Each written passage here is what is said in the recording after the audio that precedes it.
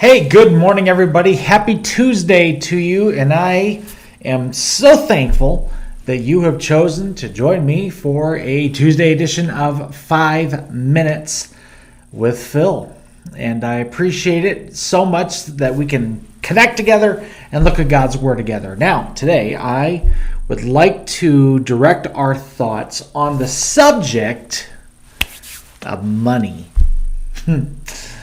Do you know this is a topic that makes a lot of people nervous when preachers start talking about it? And I'm not here after your money. In fact, I don't think we'll ever ask you for a dime on 5 Minutes with Phil. Okay, that's not what we're about here.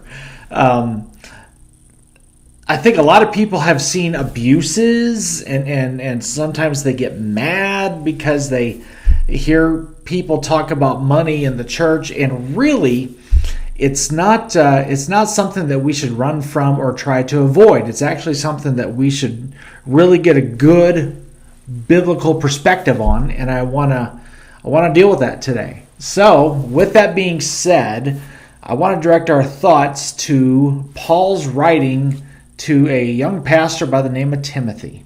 And in 1 Timothy chapter 6, verse 10, this is what Paul tells him.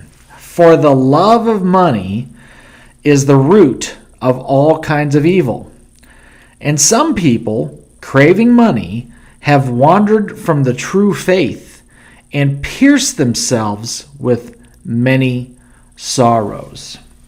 So, one thing I think we need to correct, okay?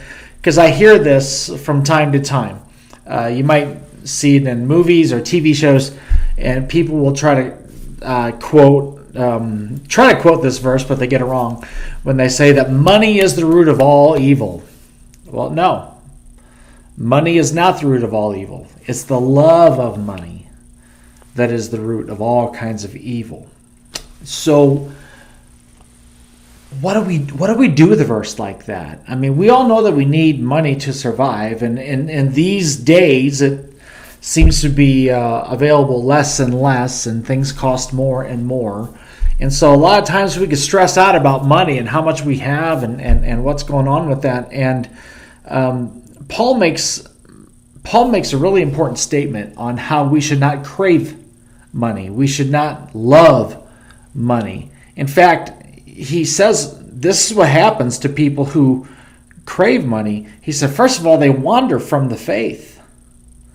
And I will tell you that that is like a slow burn that takes place, but people will put a greater emphasis and a greater importance on acquiring money than they do their personal relationship with God, than they do their ministry, their church attendance, and then slowly that builds and builds and builds, and what happens, that becomes a bigger priority than God at all. And I've seen people who, for example, they would never work on a Sunday because that was when they took their family to church. But then the need for more money came, and that became more important.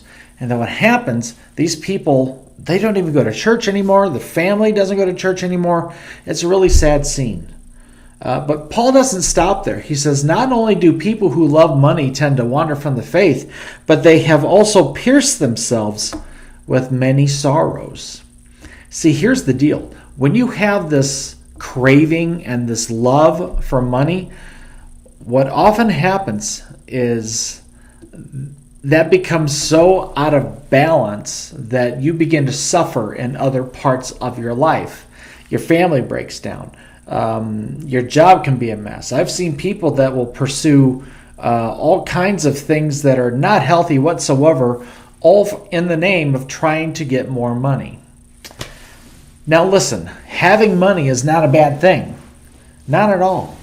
But what we feel towards that money, that determines if it's harmful enough to us or not.